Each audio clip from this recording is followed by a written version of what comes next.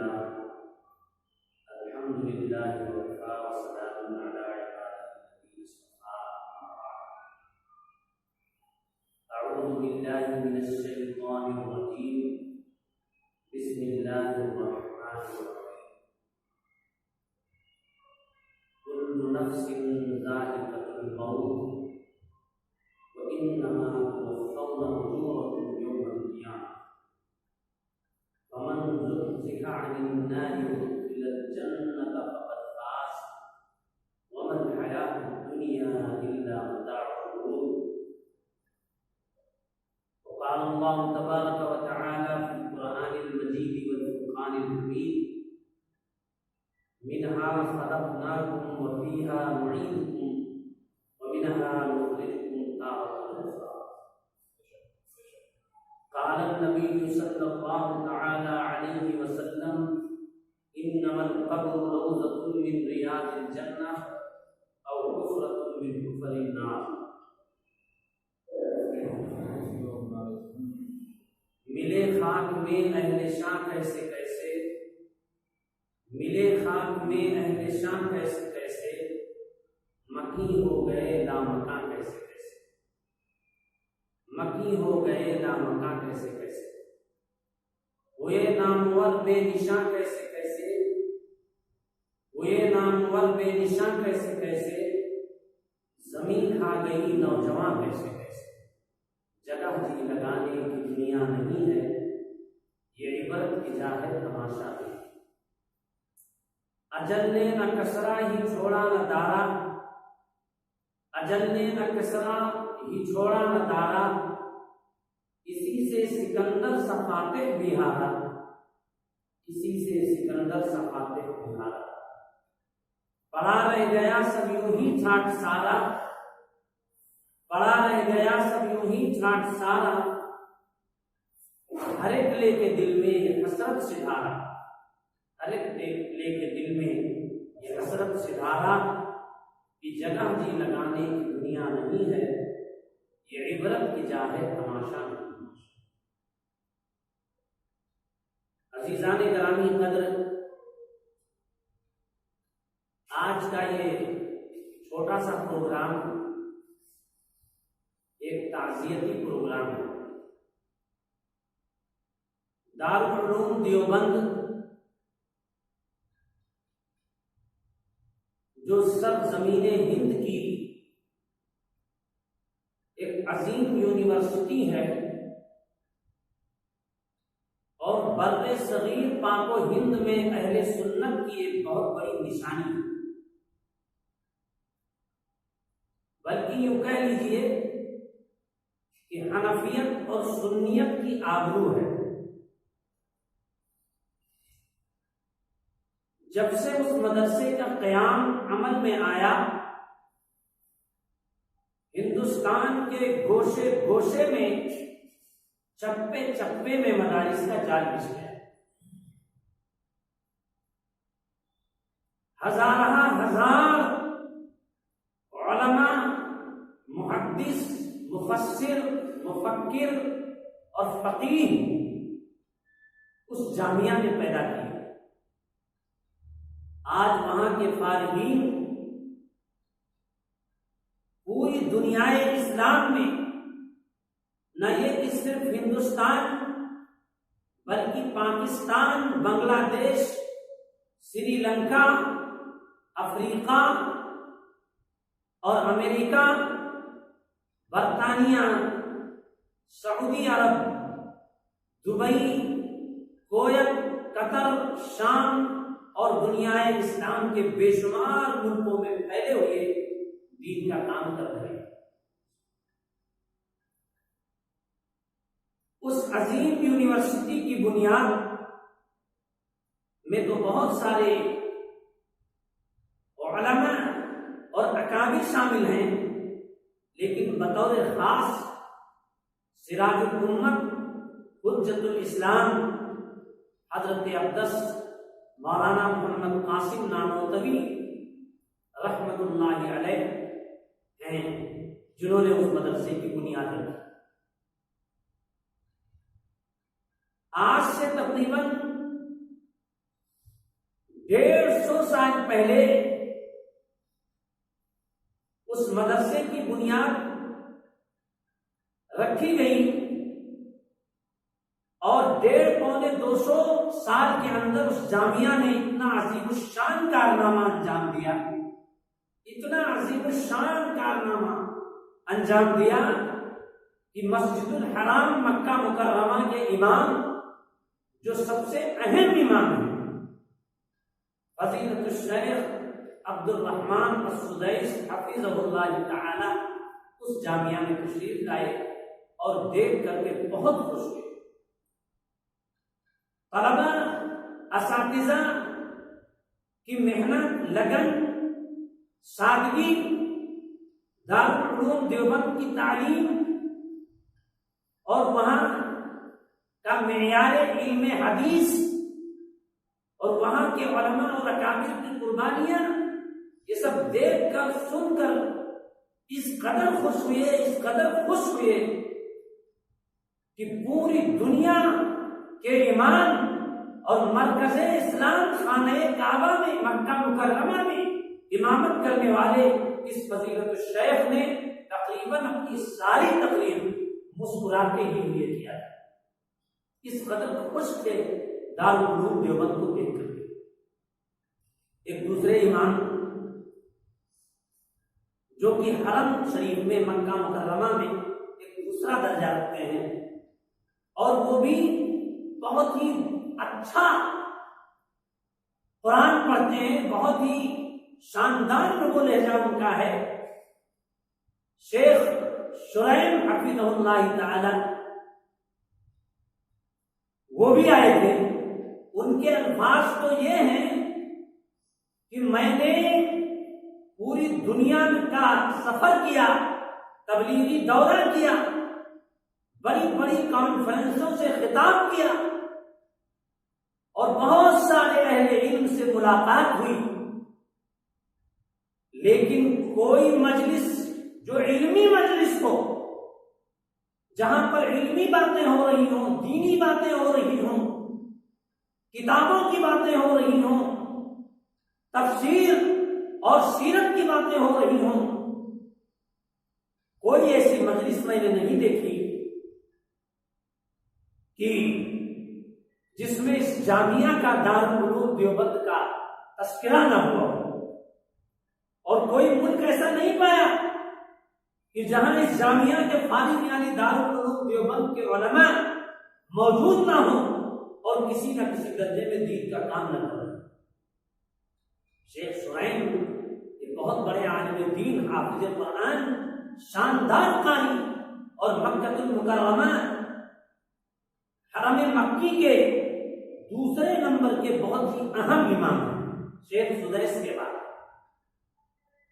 इसी तरह उनसे पहले के जो अइम्मा हजरात थे वो भी दारुल उलूम देवबंद तशरीफ लाए और मस्जिदुल अक्सा जो कि फलस्तीन में वाक़े है, जिसका तस्करा भी अल्लाह तबारक व तआला ने कुरान करीम में किया है, नबी पाक सल्लल्लाहु अलैहि वसल्लम के मेराज का तस्करा करते हुए सुब्हानल्लज़ी अस्रा बिअब्दिही लैलन मिनल मस्जिदिल हराम इलल मस्जिदिल अक्सा। कि बात है वो जात जो ले गई अपने बंदा मोहम्मद सल्लल्लाहु अलैहि वसल्लम को मस्जिद हराम से मस्जिद अक्सा तक, अल्लज़ी बारकना हौलहु लिनुरियहु मिन आयातिना, जिसके इर्द गिर्द हमने रहमतें, बरकतें और निशानियां रखी।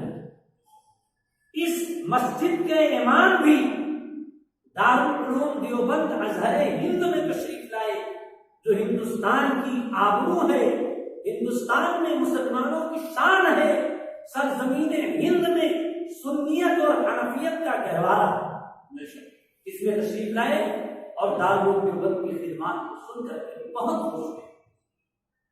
और अब इनसे बड़े कौन लोग हो सकते हैं उस सरजमीन पर। इनके अलावा इस दौर की बात कर रहा हूं, मौजूदा लोग जो उलमा में, कोई मेरी बात का मतलब मआज़ल्लाह अलैहिल्लाह ये ना निकालना शुरू करे कि उस सरजमीन पर अंबिया भी हैं, सहाबा भी हैं और सहाबा की औलाद ताबईन भी हैं, तबे ताबईन भी हैं, बड़े बड़े अइम्मा हैं, क्या वो भी इनसे अफजल नहीं? ऐसा नहीं।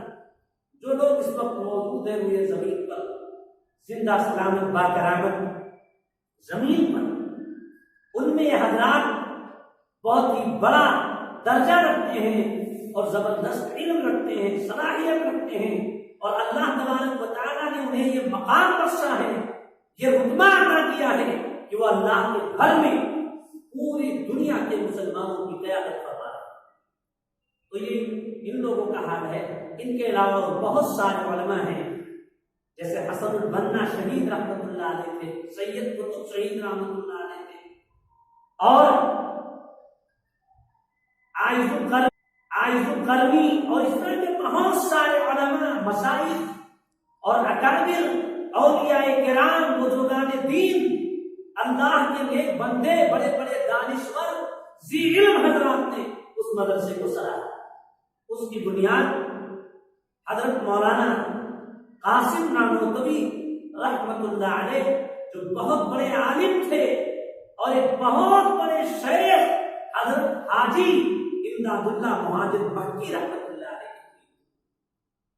उनके हल्के इरादत में से थे, उनके खुलाफा में से थे।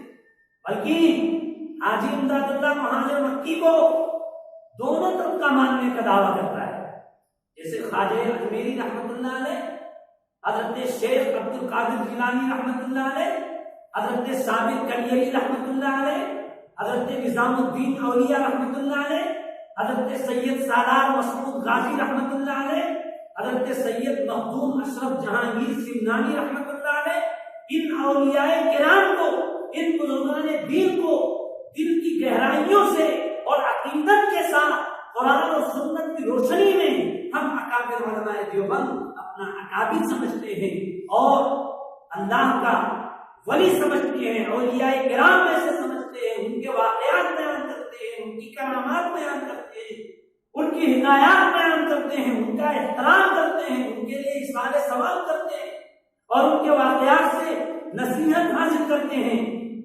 इसी तरह एक दूसरा तबका है, वो भी दावा करता है कि वो, बल्कि उसका दावा तो ठेकेदारी का है, वो तो कहता है वो हमारे लिए थे। अब वो चंद रस्में करते हैं, वो रस्में नहीं करते, अब उन रस्मों की वजह से उनकी ठेकेदारी है। हालांकि ऐसा नहीं कि वो रस्म जो अदा करे, बेशुमार औलियाए किराम हिंदुस्तान की सरजमीन पर आराम फरमा है, बेशुमार औलियाए किराम ऐसे हैं कि जिनके नाम से कुछ नहीं करते। इस मौजूद की तरफ मुझे नहीं जाना, अर्ज ये करना है कि ये सारे औलियाए किराम को जिस तरह हम मानते हैं और दूसरे लोग भी दावा करते हैं, इसी तरह हजरत हाजी इमदादुल्लाह मुहाजिर मक्की रहमतुल्लाह अलैह, ये ऐसी शख्सियत है जिन पर दोनों का दावा है। हकीकी तौर पर मानता कौन है ये अलग बहस है, लेकिन दावा दोनों का है, हम मानते हैं, हम मानते हैं। कौन? हजरत हाजी इमदादुल्लाह मुहाजिर मक्की रहमतुल्लाह अलैह। हजरत हाजी इमदादुल्लाह मुहाजिर मक्की ये कहा करते थे कि अल्लाह तबारक व तआला जब क़यामत के दिन पूछेगा कि इमदादुल्लाह क्या लेकर के आए हो, क्या नेकी है तुम्हारे पास, तो मैं कहूंगा कि खुदाया कासिम नानोतवी जो दारुल उलूम देवबंद के बानी हैं, जिन्होंने देवबंद की बुनियाद रखी थी, उनको और मौलाना रशीद अहमद गंगोही को लेकर के आए रहमतुल्लाहि अलैहिमा। मौलाना कासिम नानोतवी और मौलाना रशीद अहमद गंगोही, ये दोनों जय्यद आलिम थे, जबरदस्त आलिम थे, इल्म का समंदर थे।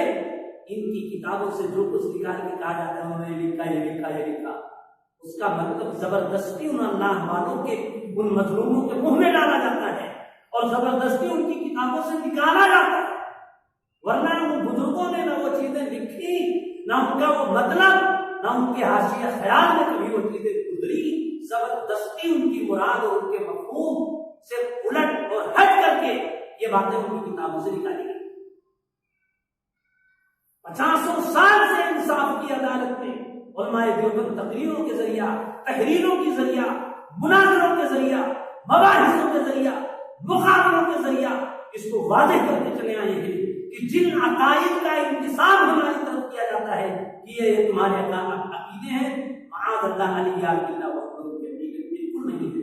हम उससे करोड़ों गुना दूर हैं और हम खुद उन अकीदों को कुफिया समझते हैं। इसलिए हमारी किताबों में वो बातें नहीं थी ना, उनका वो मतलब। अब जब लोगों ने जबरदस्ती की नहीं इसका यही मतलब है तो हम बता रहे हैं, तो उलमाए देवबंद ये बात समझ गए। अगर ये मुखलिस होते तो अकाबिर हमारे हैं, बुजुर्ग हमारे हैं, मानने वाले हम हैं, उनका मतलब हम ज्यादा जानते हैं कि ये ज्यादा जानते हैं। अगर ये मुखलिस होते तो मान लेते। कौन नहीं जानता है कि एक लाइन की लिखी हुई इबारत का 10 मतलब निकल सकता है। लिखने वाले ने किसी और मतलब से लिखा है और पढ़ने वाले ने किसी और मतलब से पढ़ा है। और फारसी की एक बहुत मशहूर इबारत है, उसका मकूला है, तस्नीफ रा मुसन्निफ नेको उनत बयान, की तस्नीफ जिसने किया है, लिखने वाले ने जो बात लिखी है क्या समझ के लिखा है ये उसी से पूछो, ये वही बताएगा। जब वो वाज़ेह कर दे कि मैंने ये समझ के लिखा है तो अब तुम्हारी समझ में जो आया उसका कोई एतबार नहीं, वो एक जबरदस्ती है और वही जबरदस्ती ये करते चले आते हैं। जैसे कि उलमाए देवबंद में से करोड़ लोग रूए जमीन पर जो फैले हैं, आप इसी से हुजूर अकरम सल्लल्लाहु अलैहि वसल्लम की खत्म नबूवत का तज़किरा करेंगे तो हर एक देवबंदी मकतब फिक्र का अहले सुन्नत आलिम यही कहेगा कि सरकार दो आलम सल्लल्लाहु अलैहि वसल्लम नबी हैं और आखिरी नबी, और सबसे बड़ा आपका रुतबा है, सबसे बुलंद आपका मर्तबा है।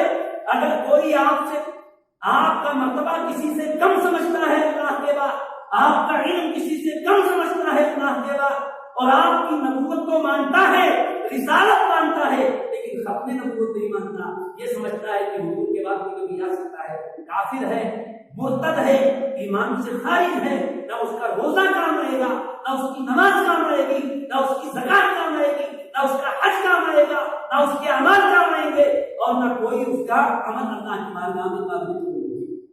हुजूर सल्लल्लाहु अलैहि वसल्लम को जिस तरह नबी मानना ईमान का हिस्सा और जरूरी, इसी तरह आखिरी नबी मानना ईमान का हिस्सा। अब बताओ, जब ये सारे उलमाए देवबंद का अकीदा है और उनकी हजारों किताबों में लिखा हुआ है, वो बयान भी कर रहे हैं और जंग के कर रहे हैं, और जब मिर्जा कादियानी ने नबूवत का दावा किया तो मिर्जा कादियानी पर कुफ्र का फतवा पाकिस्तान की असेंबली में लगवाने के लिए उलमाए देवबंद ही ने मेहनत की। तो उनका कहां से अकीदा हो सकता है कि अल्लाह की नबी?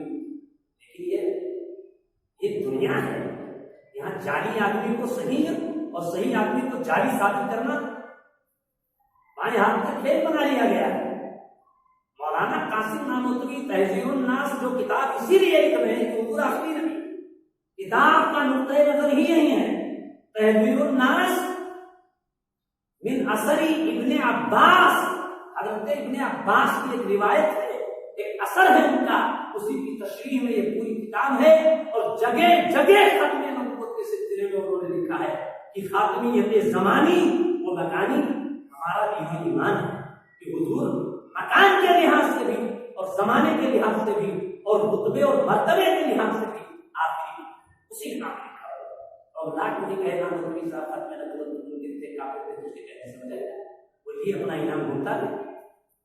बात है इस मौजू की तरफ मुझे नहीं जाना है, अर्ज ये करना है कि हजरत हाजी इमदादुल्लाह मुहाजिर मक्की रहा। अच्छा, एक बात रह ये गई कि जब हम लोगों ने देखा कि इस तरह ये मानने वाले नहीं, तो अब काम ये करना शुरू किया कि अब जवाब से अपने आप को किनारा कश कर लिया कि इनको जवाब कोई फायदा नहीं। अब इनकी किताबें खंगालो, इनके यहाँ देखो, और जब इनको खंगाला गया तो हर वो बात इनके यहाँ नजर आई जिसकी वजह से हम लोगों को बुरा भला कहते हैं, जिसकी वजह से हम लोगों को बुरा भला कहते हैं। हर वो बात नजर आई खुद इनकी किताबों में, अपनी किताबों में। हर वो बात तकरीबन मिली जो हम लोगों को इल्जाम है।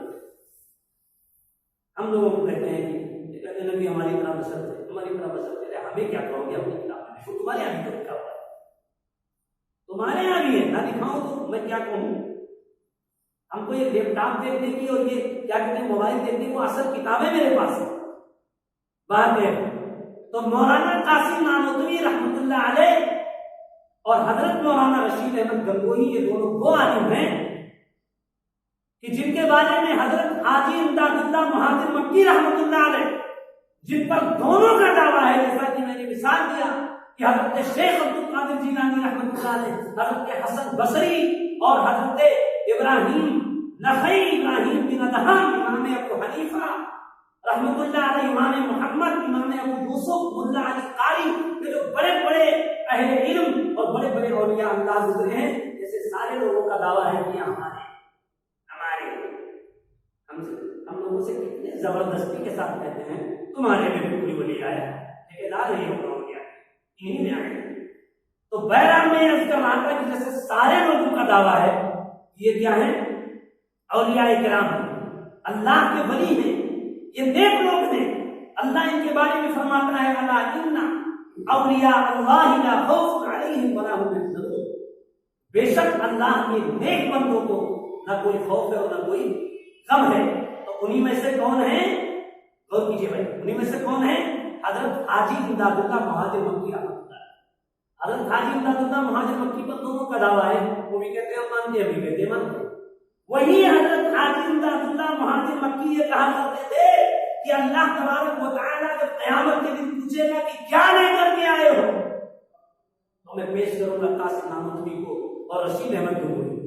अब इसका मतलब क्या, इसका मतलब ये है कि ये मुझसे बैत हुए, मुझसे इनकी इस्लाह हुई, मैंने इनका तस्किया किया, इन पर मेहनत की, इनको बनाया, खुदादार सलाहियतों से इनको नवाजा, और उसके बाद इनके जरिए अल्लाह ताला ने बहुत बड़ी मखलूक को नफा पहुंचाए। कितने लोग मुहद्दिस और मुफस्सिर बन गए, कितने लोग मुफक्किर और मुतर्जिम बन गए, कितने लोग फकीह और नेक सालेह आलिम बन गए, और इन पूरी दुनिया में दीन की दावत का काम कर रहे हैं, दीन की खिदमत कर रहे हैं। तो ऐ अल्लाह, मेरी नेकी का ये बहुत बड़ा हासिल है कि ये गंगोही और ये नानोतवी, ये दोनों आपके सामने, ये हजरत हाजी इमदादुल्लाह महाजिर मक्की के बारे में कहा। अब बताना यह है कि कासिम नानोतवी वही है जिन्होंने दारुल उलूम देवबंद की बुनियाद रखी। और किस तरह, सुनिएगा, दूसरे लोग भी ख्वाब बयान करते हैं, आप भी सुन लीजिए।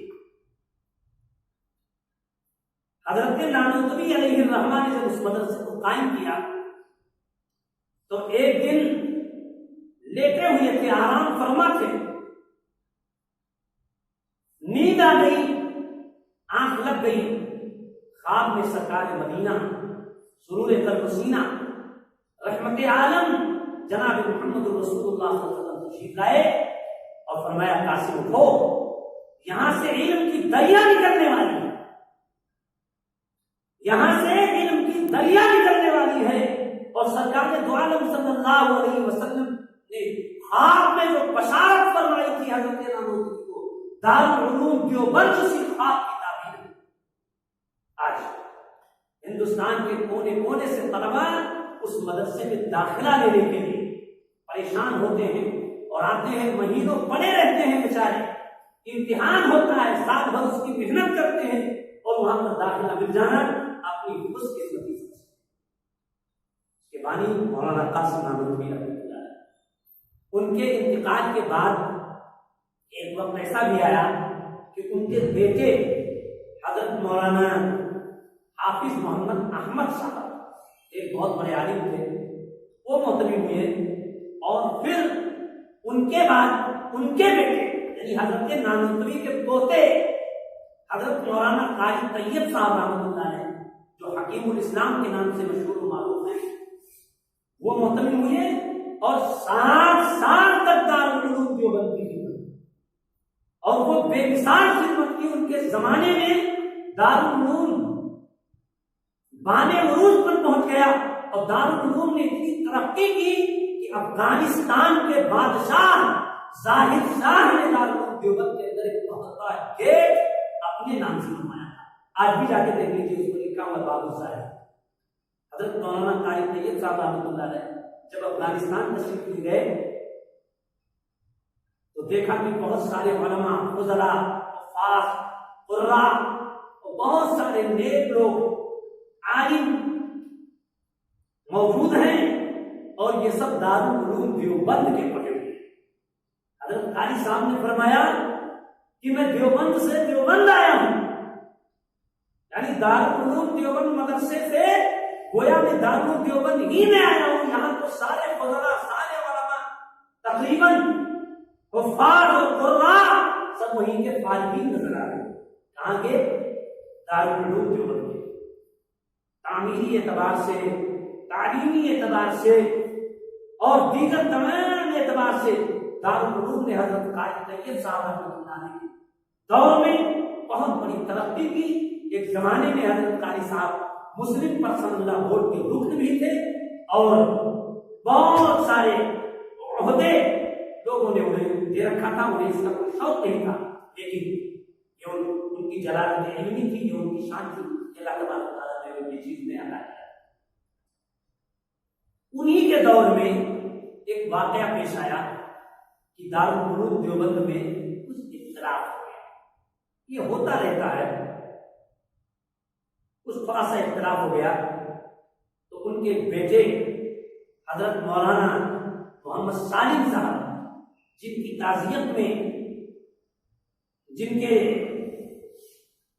औसाफ और कमालात को बयान करने के लिए, जिनको इसाले सवाल करने के लिए ये छोटी सी मजलिस मुनक़िद की गई है, वो थे दूसरा मदरसा, दूसरा पार्ट जिसको दारुल उलूम वक्फ कहा जाता है। दारुल उलूम वक्फ दूसरा पार्ट पाया उसी के मोहतमिम थे। बहुत बड़े आलिम थे, बहुत ही बुलंद पाया मुहद्दिस थे और जबरदस्त और जय्यद मुनादिर थे। और तकरीबन मेरा ख्याल है कि 80 साल के ऊपर ही उनको उम्र मिली है। बिल्कुल कतई उम्र का हाल तो मुझे मालूम नहीं, लेकिन एक लंबी उम्र में मिली और बहुत बड़ी खिदमत उन्होंने की। दुनिया में हजार शागिर्द उनके फैले हुए हैं। इसी को कहते हैं मिले खाब में अहले शान कैसे कैसे, मकी हो गए लामका कैसे कैसे, जमी खा गई नौजवान कैसे कैसे, हुए नामवर बेनिशान कैसे कैसे। जगह जी लगाने की दुनिया नहीं है, ये इबरत की चाह है, तमाशा नहीं है। आज ये इतला मिली कि उनका इंतकाल हो गया, वो अपने मालिक के हकीकी से जान ले। इसी पर कहा जाता है मौतुल आलिम मौतुल आलम। एक आलिम की मौत एक आलम की मौत होती है। एक आलिम की मौत एक आलम की मौत होती है। बहुत बड़े आलिम थे, हजार उनके शागिर्द, हजार उनके मुरीद, हजार उनके अकीदतमंद, हजार उनके मानने वाले, हजार उनसे मोहब्बत रखने वाले अजीज दोस्तों आज गमज़दा है और उनकी आंखें नम हो गई। उन्हीं में से हमारे मौलाना अब्दुल रज़्ज़ाक साहब कासमी भी हैं, जिनकी फरागत वहीं से है। मौलाना हुसैन अहमद साहब कासमी भी हैं, उनकी भी फरागत वहीं से है। दिल में बात आई कि हजरत की ताज़ियत में एक छोटा सा प्रोग्राम हो, इसीलिए प्रोग्राम रखा गया। अजीज दोस्तों बुजुर्गों, मौत एक ऐसी चीज है कि अल्लाह तबारक व तआला ने फरमाया कुल्लु नफ्सिन ज़ाइक़तुल मौत, कि हर जानदार शय को, हर नफ्स को जिसके अंदर जान है, एक ना एक दिन मौत का मजा चलता है, मौत आनी है। इसीलिए अल्लाह तबारक व तआला ने एक आन के लिए, एक लम्हे के लिए अंबियाए किराम अलैहिमुस्सलातु वस्सलाम पर भी मौत आई, उनका भी इंतकाल हुआ। उनको भी सहाबे किराम ने, उनके साथियों ने गुस्ल दिया, कफन दिया, नमाज जनाजा अदा की और उसके बाद कब्र के हवाले किया। हजरत आदम नबी नीचे जमीन के जन्म से, हजरत आदम नबी नीचे जमीन के जन्म से, नूह कस्तीबान आलम भी यहां से जन्म से, हजरत खैरुन निसा बेटी रसूलुल्लाह की तैयब व ताहिर नबी के दोनों बेटे जन्म से, वो हनीफा शाफई और मालिक व हंबल इमाम अबू हनीफा शाफई और मालिक व हंबल इमाम इंतजाम शरअ करके दे के फतवे चल बसे, इंतजाम शरअ करके दे के फतवे चल बसे। अजीजों, और किसी ने मजीद कहा कि रूह शद्दाद की जब निकाली गई, रूह शद्दाद की जब निकाली गई, वो ये बागे गिरफ्त भी न उसको मिली।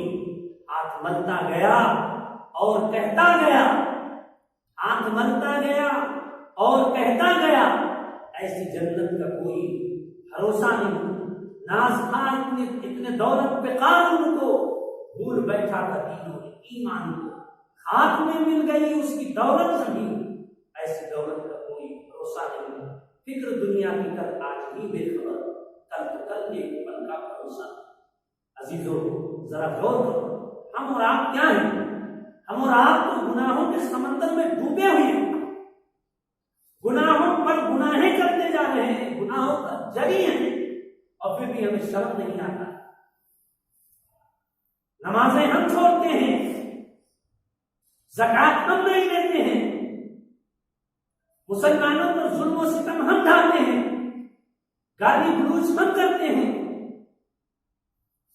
बेइंसाफी और बेईमानी और तमाम गलत बात, तमाम गलत काम रात के अंधेरे में, दिन के उजाले में अजीजों हम करते हैं। हमारा क्या हाल होगा? हम किस तरह से दुनिया से जाएंगे और कैसी मौत नसीब होगी, और किस तरह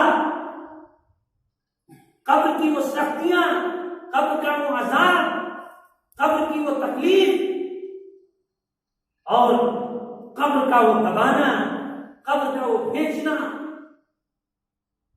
फरिश्तों का अजाब देना, आग का वो बिस्तर, आग की वो लपट, अजीजों हम कैसे बता सकते?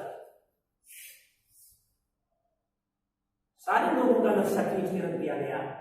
जो दुनिया में माल वाले थे, दौलत वाले थे, पैसे वाले थे, रईस लोग थे, चाहे वो काफिर हो चाहे वो मोमिन हो, वो भी इस दुनिया से रुखसत हुए। जो जमीन पर आकर के चलते थे, इतराते हुए चलते थे, अपने सामने किसी को समझते नहीं थे, अपनी दौलत पर उनको बड़ा नाज था, अपनी खुदाई पर उनको बड़ा नाज था, खुदाई का दावा किया करते थे, वो भी इस दुनिया से रुखसत हुए। और जो अल्लाह के नेक बंदे, सालेह और मुकर्रबीन इस दुनिया के अंदर तशरीफ लाए, अंबिया इकराम अलैहिस्सलाम, रसूल निज़ाम अलैहिस्सलाम, सहाबे किराम, औलिया निज़ाम, ये सारे के सारे लोग इस दुनिया से, उन सब पर मौत आई। उन्हीं में से दारुल उलूम वक्त देवबंद के अजीम मुहद्दिस और अजीम मुफक्किर और बहुत ही बुलंद पाया मुनाज़िर इस्लाम हजरत मौलाना मोहम्मद सालिम साहब कासमी रहमतुल्लाह अलैह थे, जो यकीनन एक बहुत बड़े वली थे, बहुत बड़े आलिम थे। अल्लाह तबारक व तआला ने बेशुमार उलूम व फनून से उन्हें नवाजा था और बेशुमार उनकी खिदमात है। बताइए 35 साल का अरसा क्या होता है, क्या माने लगता है? 1982 के अंदर दारुल उलूम में कुछ थोड़ा सा इख्तिलाफ हुआ था, और वो दूसरा पार्ट दारुल उलूम वक्त देवबंद, उसी देवबंद ही की सरजमीन पर कायम हुआ था। और आज देखिए 37 साल, क्या कहते हैं, 35 साल 34 साल के अंदर वो मदरसा इतना बड़ा हो गया, इतना बड़ा हो गया कि उसमें तकरीबन 3500 या 4000 के आसपास तलबा पढ़ते हैं, खाते हैं, पीते हैं, रहते हैं, और हजारों की तादाद में हर साल रसूल अकरम सल्लल्लाहु अलैहि वसल्लम की जो मुकद्दस हदीसें सही बुखारी शरीफ में जमा है, उस सही बुखारी शरीफ का दौरा करके हजारों की तादाद में उलमा उस दूसरे पाठ से फारिग होते हैं। पहला जो अंदर का पाठ है, जो हजरत नानोतवी ने कायम किया था उसको तो बाकी ही छोड़ दिया। उसका कहना ही क्या है, ये दारुल उलूम वक्फ जो इख्तिलाफ के बाद कायम हुआ था उसी मदरसे के थोड़ी दूरी पर, उसका यह हाल है कि हर साल हजारों की तादाद में उलमा अल्लाह के रसूल सल्लल्लाहु अलैहि वसल्लम की हदीसें पढ़ करके, बुखारी शरीफ पढ़ करके, उसका दौरा करके आगे बढ़ करके निकलते हैं। अब बताइए, एक बात अगर किसी को दीन की बता दी जाए और वो उस पर अमल कर ले और वो नेक और पासा बन जाए, तो उस एक बात को बहाना बनाकर भी अल्लाह तबारक व तआला अगर चाहेगा तो हमारी मदद कर पाएगा। अगर हम ईमान वाले हैं तो बताओ, जिससे हजारों उलमा ने हदीस का इल्म हासिल किया, बुखारी शरीफ पर ही हो, हजारों लोगों ने जिसके हाथ पर बैठ करके अहद पैमान किया हो कि हम नमाज नहीं छोड़ेंगे, हम झूठ नहीं बोलेंगे, हम चोरी नहीं करेंगे, हम शराब नहीं पिएंगे, हम जिना नहीं करेंगे, हम गुनाह नहीं करेंगे, हम अपने आका सरकार दो जहां इमामुल अंबिया जनाब मुहम्मद रसूलुल्लाह सल्लल्लाहु अलैहि वसल्लम की सुन्नत के मुताबिक जिंदगी गुजारेंगे और अहद व पैमान करने के बाद उस पर कायम रहे, और यही करते करते इस दुनिया से रुखसत हो गए। जिसके हाथ पर ऐसे ऐसे लोग तायब हुए हों, तौबा किए हों, काफिरों को ईमान मिला हो, ईमान की रोशनी मिली हो, उसका भी यह हाल है अजीज दोस्तों बुजुर्गों कि इस दुनिया से रुखसत हो रहा है। सैकड़ों के करीब बहावे देख करके, अपने आंख से हजार उलमा औलिया को देख करके और अपने मुकद्दस हाथों से हजार औलिया उलमा सलाहा और बुजुर्गों से मुसाफा करके और हजारों की खिदमत में हाजिरी दे करके, हजारों मदरसे में बुखारी शरीफ का आखिरी दर्स दे करके इस दुनिया से आज इतना बड़ा आलिम रुखसत हो गया। तो दोस्तों बुजुर्गों, हमारा और आपका क्या है? हम और आप तो अपने आप पर इत्मीनान भी नहीं रखते। कहते हैं जब आया था तो दुनिया में तो रोता था सब हंसते थे, जब आया था तो दुनिया में तो रोता था सब हंसते थे, बसर कर जिंदगी ऐसी सभी रोए तो हंसता है, बसर कर जिंदगी ऐसी सभी रोए तो हंसता है। अजीजों, ये हज़रत मौलाना मोहम्मद सालिम साहब कासमी रहमतुल्लाह अलैह, अल्लाह तबारक व तआला उनकी कब्र पर करोड़ों रहमतें नाज़िल फरमाए, करोड़ रहमतें नाज़िल फरमाए, बार बार उनकी मग़फ़िरत फरमाए, उन्हें राहत व आराम नसीब फरमाए, सरकारे दो आलम सल्लल्लाहु अलैहि वसल्लम के सदक़े खैर में उनकी मग़फ़िरत फरमाए। अजीज दोस्तों बुजुर्गों, वो इतने नेक, इतने सालेह, इतने बड़े अल्लाह के वली रुखसत हुए, हम और आप की क्या बात है? तमाम गुनाहों का मुजस्समा है, दिन रात गलतियों और गुनाहों को सोचते रहते, बजाय इसके कि हम रात में आए। हज़रत हकीमुल उम्मत मौलाना अशरफ अली थानवी रहमतुल्लाह अलैह अपनी किताब में ये लिखा है कि एक बंदे मोमिन को अपने नफ्स का मुहासिबा करते रहना चाहिए कि वो जब शाम को अपने घर आए और आराम करने के लिए अपने बिस्तर पर लेटे तो थोड़ी देर के लिए अपनी मौत को याद करें, मौत का वो मंजर याद करें, मौत की वो चारपाई याद करें, मौत के बाद कब्र की वो अंधेरी कोठरी याद करें और इन सारी बातों को याद करके और उसके बाद अपने नफ्स का मुहासबा करें। ऐ नफ्स, आज हमने क्या क्या गुनाह किया, कितने झूठ बोले, कितने लोगों को दगा दिया, कितनी गलत बातें हमने सोची, कितने लोगों को बेवकूफ बनाया, कितने लोगों का माल हड़प किया। ये सारी बातें अपने दिल में सोचे, एक एक करके याद करे और उसके बाद तौबा करे, अल्लाह तबारक व तआला से माफी मांगे, गोशे तन्हाई में रोए और रो करके अल्लाह से कहे कि रब्बुल आलमीन, खुदाया तू मेरा मालिक है, तू मेरा परवरदिगार है, तो एक तरफ कहार और जब्बार है तो दूसरी तरफ रहमान और रहीम भी है।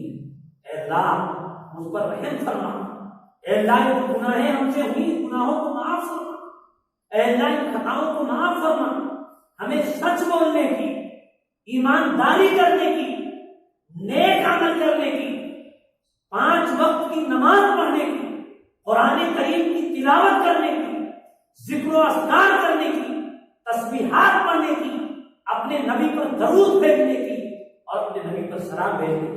ऐ अल्लाह ऐ अल्लाह जो आज हमसे गुनाह हुए, जो हमसे गलतियां हुई, ऐ अल्लाह हम उन गुनाहों पर नादिम हैं।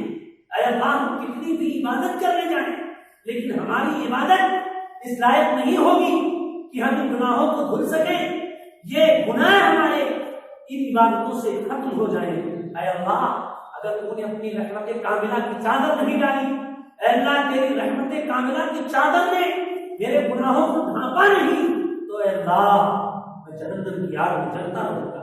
इसलिए परवरदिगार आलम आज जितने गुनाह मैंने मुझसे हुए, चाहे मैंने झूठ बोला, चाहे मैंने चोरी की, या मैंने बदनजरी और बदनिगाही की, खयानत और बदअहदी की, नमाजें छोड़ी और जो भी गुनाह किए, ऐ अल्लाह मैं उससे सच्चे दिल से तौबा करता हूँ, माफी मांगता हूँ। ऐ अल्लाह मुझे माफ फरमा, ऐ अल्लाह मुझे माफ फरमा और आइंदा इन चीजों से हमें महफूज फरमा। अपने नफ्स का मुहासबा करे, अपने दिल से कहे, ऐ दिल तू कितना बदबख्त है, तू कितना बेहया है, तू कितना बेशर्म है कि अल्लाह रब्बुल आलमीन को हर जगह हाजिर व नाजिर समझता है।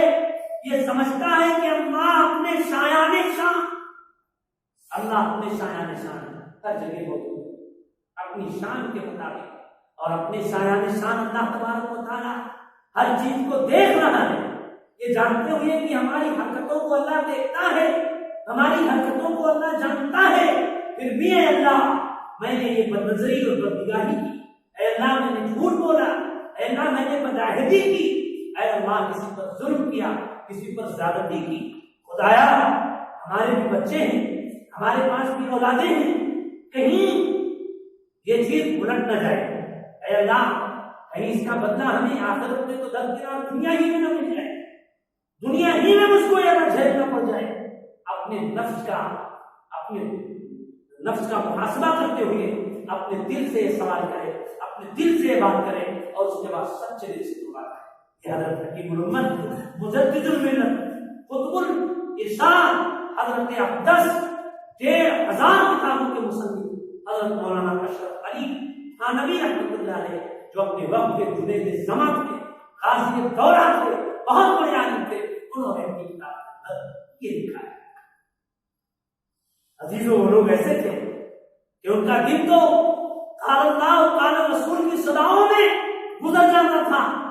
अल्लाह ने ये फरमाया, अल्लाह ने वो फरमाया, अल्लाह ने ये हुक्म दिया, अल्लाह ने इससे मना किया, रसूलुल्लाह सल्लल्लाहु अलैहि वसल्लम ने ये हुक्म दिया, रसूलुल्लाह सल्लल्लाहु अलैहि वसल्लम ने इस काम से मना किया, सरकार मदीना इससे खुश हुए, रहमतुल्लिल आलमीन इससे नाराज हुए। उनका दिन तो तलबा के बीच में हजारों दाढ़ी वाले, हजारों टोपी वाले, हजारों इस्लामी लिबास कुर्ता वाले और हजारों दोस्तों को फरिश्ता सिफत इंसानों के बीच में गुजरता था। और जब रात होती थी तो थोड़ी देर आराम करके और उसके बाद मुसल्ला पेशा करके अपने नफ्स का मुहासबा शुरू करते। ऐसे ही मुहासबा करने लगते थे जैसे कि हजरत अक़दस मौलाना अशरफ अली थानवी रहमतुल्लाह अलैह ने अपनी किताब में लिखा।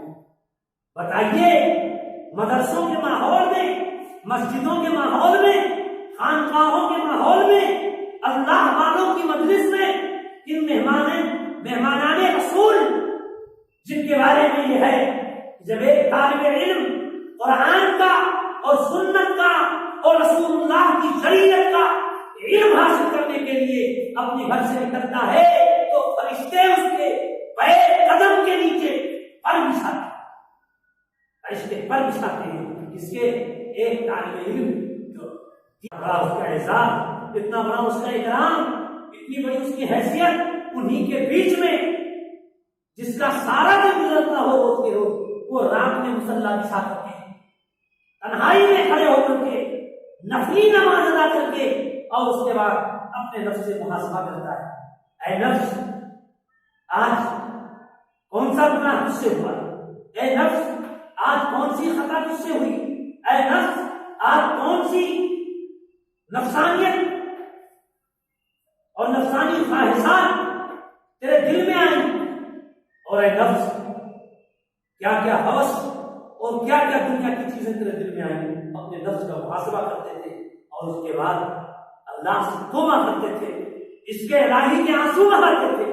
वो आंसू जिसके बारे में हदीस में है कि 2 कतलों से ज्यादा कोई कतरा अल्लाह को पसंद नहीं है।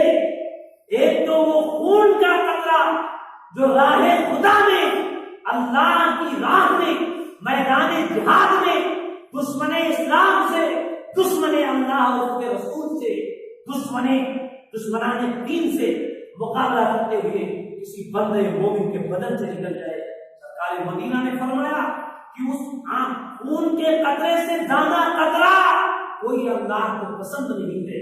इसी तरह वो आंसू का कतरा, जब सारी दुनिया सो रही हो, सारे लोग नींद के खर्राटे ले रहे हो और गर्मी के मौसम में एसियों के अंदर आराम कर रहे हो, एसी का लुत्फ उठा रहे हो, गर्म लिहाफ और गर्म बिस्तरों का ठंडक में लुत्फ उठा रहे हो, ऐसे में कोई बंदे मोमिन किसी को बताने के लिए नहीं, किसी को जताने के लिए नहीं, किसी को दिखाने के लिए नहीं कि मैं बड़ा नमाजी हूँ, मैं तहज्जुद गुजार हूँ, मैं तो बहुत ज्यादा नफिल पढ़ने वाला हूँ, मैं तो रातों को रोने वाला हूँ, मैं तो अल्लाह के खौफ से कांपने वाला हूँ, मैं तो नबी के इश्क में सरकार हूँ, किसी को दिखाने के लिए नहीं अजीजों, बल्कि सिर्फ और सिर्फ अल्लाह के खौफ से, अल्लाह के डर से, खशियत इलाही से, रसूल अकरम सल्लल्लाहु अलैहि वसल्लम की मोहब्बत में मेरे अजीज दोस्तों बुजुर्गों, रसूल अकरम सल्लल्लाहु अलैहि वसल्लम की मोहब्बत में अगर कोई बंदे मोमिन रात की तन्हाई जा करके उठ करके और अपने मुसल्ले पे खड़ा होता है, नफली नमाजें अदा करता है, अपनी पेशानी अल्लाह के सामने रखता है और दुआ में यूं कहता है, बारे इलाहा मुझे माफ फरमा, बारे इलाहा मेरे गुनाहों को माफ फरमा, मेरी खताओं को माफ फरमा, और ये जो गुनाह है, जो खताएं हैं मेरी, आइंदा मैं इनसे तौबा करता हूँ, ऐ अल्लाह मुझे इन तमाम गुनाहों से बचने की तौफीक अता फरमा। अगर कोई बंदे मोमिन इस तरह से तौबा करता है, इस्तिग़फ़ार करता है और इस सच्चे दिल की तौबा और इस्तिग़फ़ार में उस बंदे मोमिन की आंख से आंसू निकल आते हैं, तो मेरे अजीज दोस्तों, तो सरकार ने फरमाया उस आंसू के कतरे से ज्यादा अल्लाह को कतरा पसंद है। तो ये हमारे अकाबिर हजरत मौलाना कासिम नानूतवी रहमतुल्लाह अलैह, हजरत मौलाना रशीद अहमद गंगोही रहमतुल्लाह अलैह, हकीमुल उम्मत हजरत अक़दस मौलाना अशरफ थानवी रहमतुल्लाह अलैह और मौलाना खलील अहमद साहब गंगोही रहमतुल्लाह अलैह और शेख ज़करिया रहमतुल्लाह अलैह, जिन्होंने फ़ज़ाइल आमाल की, जो आज पूरी दुनिया में पढ़ी जाती है और सबसे ज्यादा कुरान करीम के बाद बिकने वाली किताब है, सबसे ज्यादा चलने और पढ़ी जाने वाली किताब है, जिनकी मौत मदीने में हुई और जिनको जन्नतुल बकी में जगह हुई, और उनके शेख मौलाना खलील अहमद साहब पूरी रहमतुल्लाह अलैह, उनको भी जन्नतुल बकी में जहां नबी पाक सल्लल्लाहु अलैहि वसल्लम के जबल रहा सैयदना हजरत उस्मान बिन नुरैन दफन है, जहां हजरत बतूल जिगर गोशे रसूल, जन्नती औरतों की सरदार, मेरे आका की सबसे प्यारी और चहेती और लाडली बेटी खातून जन्नत फातिमा ज़हरा रज़ियल्लाहु तआला अन्हा दफन है, और जो बहुत ही मुकद्दस ज़मीन है जन्नतुल बकी, उस ज़मीन उनको जगह है। इसको मौलाना खलील अहमद साहब को 22 हमारे अकाबिर 22 उलमा हैं, बड़े बड़े अहले इल्म जवाले इल्म, जिनको कहा जगह मिली जन्नतुल मुअल्ला में और जन्नतुल बकी खरकत में। मेरे अजीजों, तो ये वो लोग हैं जो दिन में तो काला रसूल की सदाएं बुलंद करते थे और उसके माहौल में रहते थे, और रात में खाना खा करके थोड़ी देर आराम करके उठ जाते थे। अभी तो मुसल्ला बिछा करके और उसके बाद मुसल्ला बिछा करके अपने नफ्स का मुहासिबा करने लगते थे। थोड़ी देर में बात शुरू कर देता हूँ। हजरत अल्लामा सैयद सुलेमान नदवी बहुत बड़े आलिम गुजरे, बहुत बड़े आलिम। सैयद सुलेमान नदवी की किताब सीरतुल नबी की शुरुआत की थी अल्लामा शिबली नौमानी रहमतुल्लाह। ये हस्तियां हैं, ये सिर्फ बड़े सभी पाको हिंद में नहीं बल्कि अरबों में भी मकबूल और मशहूर मारूफ है। पहले भी थे, आज भी हैं। ऐसा नहीं कि पहले था आज कट गया, नहीं, पहले भी थे, आज भी हैं। अल्लामा शिबली नौमानी ने सीरतुल नबी पाक सल्लल्लाहु अलैहि वसल्लम की आमद से पहले दुनिया का माहौल कैसा था, सरकार मदीना सल्लल्लाहु अलैहि वसल्लम की आमद से पहले मशहूर और मुकर्रम अल्लाह के कौन कौन से पैगंबर आए, क्या क्या हालात और वाक़यात पेश आए, सरकार मदीना के आने से पहले क्या क्या मोजिज़ात आपके गैबी ज़ाहिर हुए, और रहमतुल्लिल आलमीन इस दुनिया में आए तो किस तरह जो है अनवार की बारिश हुई, और किस तरह बहरे तबरिया खुश हुआ, और किस तरह से कसरा के जो है महल टूटे, उसके 14 कदरे टूटे, और किस तरह से शैतान जलील और रुसवा हुआ, सरकार सल्लल्लाहु अलैहि वसल्लम के साथ किस तरह से वाक़यात पेश आए।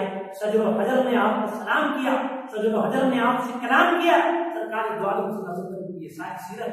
और उसके बाद फिर आप सल्लल्लाहु अलैहि वसल्लम को बचपन में जो तकलीफें हुई, जो मुसीबतें हुई, आपके वालिद का इंतकाल हुआ, जब आप माँ के बतन मुबारक में थे, आपकी वालिदा का इंतकाल हुआ, आपके दादा का इंतकाल हुआ, आपके चचा का इंतकाल हुआ, गमों का पहाड़ टूटा नहीं था कि आपकी गमगुसार बीवी हज़रत खदीजा कुबरा रज़ियल्लाहु ताला अन्हा का इंतकाल हुआ। ये सारे वाक़यात सीरत की शक्ल में उन्होंने मुकम्मल लिखा है। और उसके बाद जंग बदर, हुज़ूर अकरम सल्लल्लाहु अलैहि वसल्लम की बेशत जो है नबूवत और आपकी रिसालत, और इसी के साथ साथ अजीज दोस्तों जंग बदर, जंग उहद, खंदक, ये सारी सीरत की बातें उन्होंने लिखी हैं। फिर भी कुछ बातें रह गई तो उनके शागिर्द और बहुत बड़े आलिम थे हज़रत अल्लामा सैयद सुलेमान नदवी रहमतुल्लाह अलैह। अल्लामा सैयद सुलेमान नदवी ने उसकी तकरीर की, यानी कुछ जिल्दें सैयद सुलेमान नदवी ने लिखी, मोटी मोटी जिल्दें, और कई जिल्दों में सीरतुल नबी ये किताब है और बहुत शानदार है। दूसरे मकतबे फिक्र और दूसरे मसलक के उलमा, चाहे उनमें ये हो, चाहे गैर मुक़ल्लिदीन हो, चाहे जमात इस्लामी के लोग हों, तमाम लोगों ने इसी किताब को देख करके फिर अपने हिसाब से सीरत की किताबें अभी तो योग की खिदमत में। लेकिन वही सैयद सुलेमान नदवी जब उनको ये लगा कि अगरचे मैं इतना ही वाला हूँ, लेकिन नहीं, किसी बड़े की खिदमत में जाना चाहिए, तो हज़रत हकीमुल उम्मत मुजद्दिदुल मिल्लत कुतुबुल इरशाद मौलाना अशरफ अली थानवी रहमतुल्लाह अलैह की बारगाह में हाजिर हो गए। और जब हज़रत थानवी की बारगाह में पहुंचे, हज़रत थानवी का इल्म देखा, हज़रत थानवी की बातें सुनी, हज़रत थानवी का ज़ुहद और तक़वा देखा, हज़रत थानवी की नेकियां देखी। उन बातों पे न जाएंगे जो उनकी किताबों की बातों को तोड़ मरोड़ कर और कुछ का कुछ बना के पेश करते हैं। 2 मरतबा में सुन चुका हूँ इसी गांव के मौलवी की जुबान से 2 जगह उसने बयान किया है कि देवबंदियों के हम मां के साथ जिना करना चाहिए। मैंने किसी के खिलाफ कोई बयान नहीं किया, लेकिन ये बात मैं कह रहा हूँ 2 मरतबा उस शख्स ने इसको बयान किया है। एक मरतबा हवाला भी दिया, जानते हो कहाँ का दिया, बासरिया, वहां से बच्चा आया है उसने लिखा। अब आप सोचिए जरा, जिस सुनने वाले इतने बेगैरत बेहयान, जरा सोचिए कि इतनी बड़ी बात कहने के लिए वो बच्चा लैपटॉप पे, मोबाइल पे, इसमें उसमें, और क्या कहते हैं ये नेट पे कुछ बयानात भी पड़े हुए हैं, उसमें दिखा रहे हैं किताब।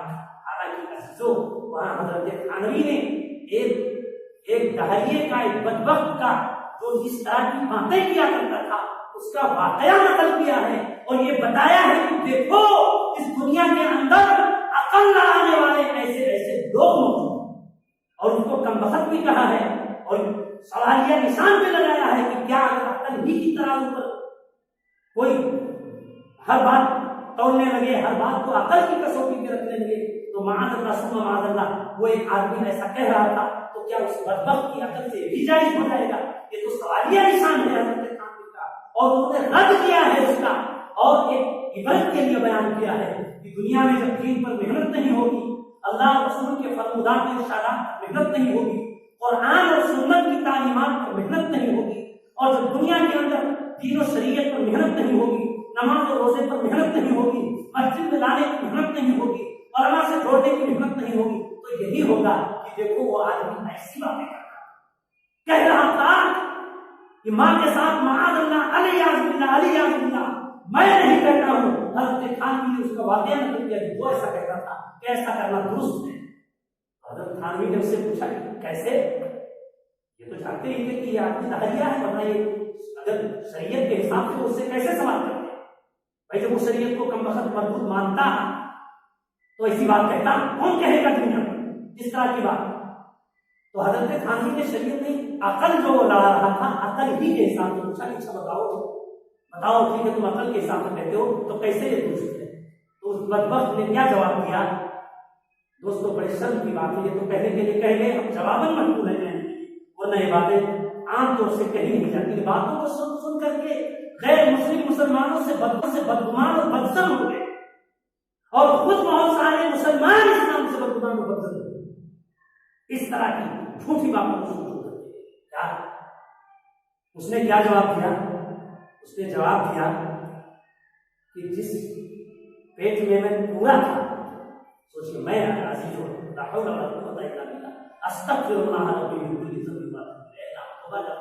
ऐसी बात, लेकिन इबरत के लिए, नसीहत के लिए क्या कह रहा है इसमें आप बता रहे। उसमें लिखा है कि उसने ये कह दिया कि जिस पेट में मैं पूरा था उसी में अगर मेरे जिस्म का पूरा हिस्सा दाखिल हो जाए तो इसमें क्या है, ये बात उसने कही। हजरत थानवी ने ताज्जुब के साथ उसको नकल किया, भाई जैसे कोई वाकया, बहुत बड़े आलिम हैं, लेकिन कोई वाकया आपके साथ पेश है और बड़ा अजीब और बड़े बेशर्मी का वाकया हो, उसको आप नसीहत के लिए, इबरत के लिए बयान करने लगे, देखो ऐसे। हजरत थानवी ने इबरत के लिए भी, दोस्तों इस दुनिया में बहुत सारे लोग हैं जो अपने को बहुत अकलमंद समझते हैं, अकल लगाते हैं कि अकल में ये बात नहीं आती, अकल में ये बात नहीं आती, अकल में वो बात नहीं आती, अकल में वो बात नहीं आती। तो हजरत थानवी ने कहा है कि दीन में अकल ना लगाओ, बल्कि अपने अकल को वही के ताबे करो, कुरान के, सुन्नते पैगंबर के, रसूलुल्लाह सल्लल्लाहु अलैहि वसल्लम के तरीके से, हुजूर के फरमान के ताबे अपने अकल को, ये हजरत थानवी समझा रहे थे। और फिर नसीहत के लिए ये वाकया बयान किया, इबरत के लिए कि अगर तुम अकल लड़ा करके इस तरह की बातें करोगे तो ऐसा गुमराह हो जाओगे कि अंजाम तुम्हारा उसी जैसा होगा जैसा कि आदमी इस तरह कह रहा है। अब बताओ सर, सोचो आप लोग पढ़े लिखे नहीं हो, कम पढ़े हो, मैं पढ़े लिखे लोगों की बात नहीं करता हूँ, मैं आप लोगों की बात करता हूँ जो आप लोग कम पढ़े लिखे हो। पूरी बात तो आपने समझ लिया, क्या इससे साबित होता है कि मौलाना अशरफ अली थानवी ने लिखा है कि मां के साथ जिना करना जायज है? साबित होता है, लेकिन जब हम जवाब देते हैं तो इसकी जब हम जवाब बताएंगे, भाई हम कोई इनकी बात थोड़ी कर रहे, तो हम तो समझा रहे हैं कि इतनी गलत बात, इतनी भूलों की बात, इतनी बेहुदा बात अगर कोई कहते हुए आता है तो कम से कम उसको समझाया जाए। या तो तुम्हारे पास इसके लिए बिल्कुल लोहा लाट मजबूत दलील हो और उसके अंदर बिल्कुल क्लियर लिखा हो, जिस आदमी का तुम नाम ले रहे हो उसने क्लियर लिखा हो कि जाए, तब तो पेश करो।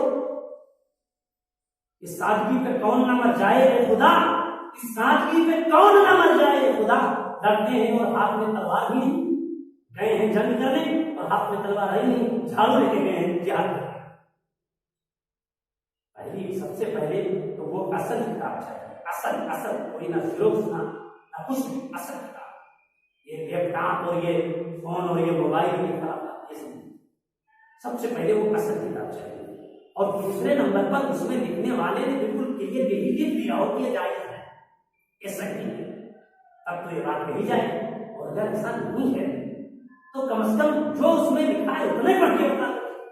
भाई हमारी तरफ से तुम सफाई नहीं दे सकते, मुझे जानना, हमारी किसी किताब का सही मतलब तुम नहीं बताओगे, तुम सफाई नहीं दे सकते। सफाई ना किताब सामने रखो, जितना लिखा है लिखा है, उस पर नमक मिर्च ना लगाओ।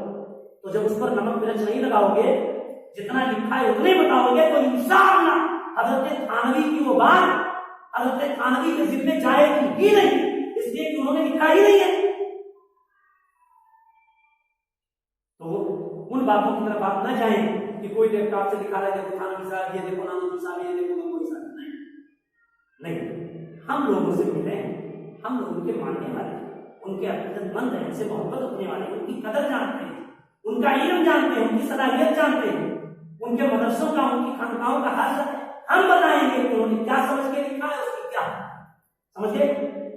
ऐसा हमारा ही मामला नहीं है, सब में ये चीज है, हर एक जैसे मुकल्लिदीन के यहाँ जाएंगे, हदीसों के यहाँ, उनके यहाँ भी ये चीज मिलेगी, इनके यहाँ जाएंगे, इनके यहाँ भी ये चीज मिलेगी, दूसरों के यहाँ ये चीज मिलेगी कि आप देखेंगे लगेगा कुछ और, मतलब जाहिर में देखने में लगेगा कि ये तो बहुत गलत बात है, लेकिन जब आप उनके आलिमों से पूछेंगे कि इसका मतलब क्या है, और जब वो मतलब वाजिब करेंगे कि नहीं इसका मतलब ये नहीं ये है, तो आप किसी हद तक मुतमईन होंगे। ये हर एक कहा है, हम उन पर इतराज करते हैं कि इसका मतलब ये नहीं है, हम भी तो ये कह रहे हैं अरे भाई जितना लिखा है कितनी कितनी गलत बात है कि आदमी मीलाद की वजह से, ये व्रत के लिए कह रहा हूं, किसी को चिढ़ाने और बताने के लिए नहीं कि मतलब कोई जवाब देना शुरू करे, नहीं, और जवाब दे तो सही कि मीलाद की मजलिस नबी पाक सल्लल्लाहु अलैहि वसल्लम के नाम की मजलिस है, और इससे बढ़कर हम तो सिर्फ ये समझते हैं कि नबी पाक सल्लल्लाहु अलैहि वसल्लम की मोहब्बत, सरकार मदीना की मोहब्बत, रहमतुल लिल आलमीन का इश्क हर मोमिन के क़ल्ब जिगर में है, और सरकार दो आलम सल्लल्लाहु अलैहि वसल्लम की नबूवत की रोशनी, आपके नबूवत की किरण, रिसालत की किरण पूरी दुनिया में है, लेकिन आप अपने वजूद मुबारक के साथ, अपने जिस्म अतहर के साथ कहां हैं? मदीना तैयबा में हैं, अपनी कब्र अनवर में हैं, अपने रोज़े अतहर में जिंदा सलामत बाक़यामत मौजूद है, आपकी रूह भी और आपका जिस्म अतहर। लेकिन दूसरा ये मानना है कि कभी हमारी मजलिस से हासिल है। अब इस जगह में कुछ बोलूंगा तो लोग कहेंगे खिलाफ, इसलिए इस जगह में नहीं बोलूंगा कि सही क्या है गलत क्या है, हमारा जो है आपका अपना बात, लेकिन जिस मजलिस में नबी को सामने माना जाता है उसमें इतनी गलत बात कि क्योबंदियों के मां के साथ लेना करना चाहिए, ला हौल वला कुव्वता इल्ला बिल्लाहिल अलीय्यिल अज़ीम, और हवाले के नाम पर वसीयत का पर्चा। ये मैंने बीच में बात आ गई, वरना मैं मौजूद इसको बनाता ही नहीं, बता रहा मैं कभी बोल नहीं पाता, जब मैं मौजूद बनाता हूं तभी बोलता हूं, बात तो मैं आज कर रहा था कुछ और, ये बीच में बात आ गई तो मैंने चंद बातें कह दी। इस तरह की बातें आप सुने तो उसकी तहकीक कर लिया करें, आप कतई कतई किसी के हवाला देने पर ईमान न लाएं, किसी के पर्चा दिखाने पर ईमान न लाएं, किसी के इश्तिहार दिखा देने पर ईमान न लाएं, और किसी को स्टेज पर डेंग मार देने से आप ईमान न लाएं, आप स्टेज पर इनाम दिखा देने से ईमान न लाएं, आप असल किताब मांगे और असल किताब देखें, और देखने के बाद उससे 4-6 लाइन 10 लाइन ऊपर से चले और 4-6 10 लाइन नीचे तक जाए, जहां से बात शुरू हुई हो और जहां पर खत्म हुई हो, पूरी बात कंप्लीट मुकम्मल पढ़ करके उसके बाद देखें क्या नतीजा निकलता है। तो भला सोच सकते हैं आप ये थानवी साहब और ये जुमला ही सकते हैं, अस्तगफिरुल्लाह ला हौल वला कुव्वता इल्ला बिल्लाहिल अलीय्यिल अज़ीम, अल्लाहुम्मा इज़ना मिन कुल्ली शर्रिन व रज़िया। बात है अजीज दोस्तों, ये वो अल्लाह वाले थे जिनको अल्लाह तबारक व तआला ने इतना नेक बनाया था, इतना परहेजगार बनाया था, ये लोग भी इस दुनिया से हो सकते हैं।